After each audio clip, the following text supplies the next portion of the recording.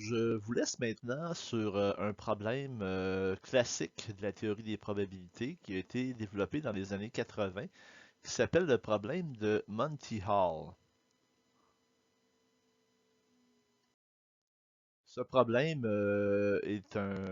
a été utilisé aussi dans un film que vous avez peut-être déjà vu qui s'appelle 21 ou 21, dans lequel un professeur de statistique tente de recruter une escouade d'étudiants brillants qui vont aller faire le tour des casinos de Las Vegas et qui vont essayer de rapporter bien sûr le plus d'argent possible.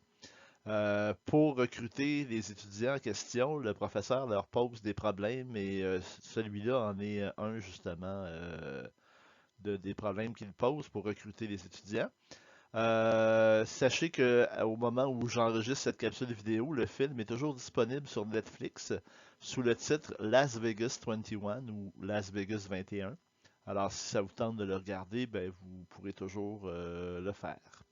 Le problème est le suivant. C'est un problème qui était dans une émission télévisée qui s'appelle toujours, parce qu'elle existe toujours, Let's Make a Deal, qui est un jeu télévisé américain un peu dans la vogue des The Price is Right et tout ça. Et l'animateur se nommait à l'époque Monty Hall. Et le jeu consiste en ce problème.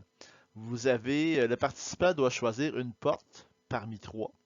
Et derrière deux de ces portes se cache une chèvre.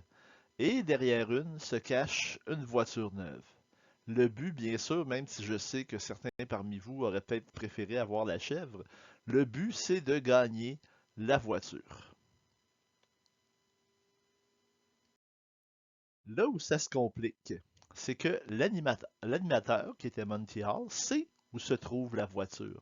Et, après que le candidat ait fait son choix, Monty Hall ouvre une des deux portes non choisies et informe le participant qu'une chèvre se cache derrière la porte. Alors maintenant, il offre le choix au candidat. Le candidat peut garder la porte qu'il avait choisie ou changer de porte pour prendre l'autre qu'il n'a pas choisi et que Monty Hall n'a pas ouverte.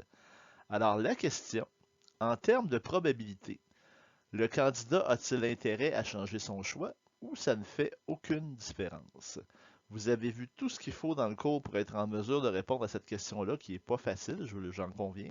Mais pensez-y et bientôt vous aurez accès à la réponse.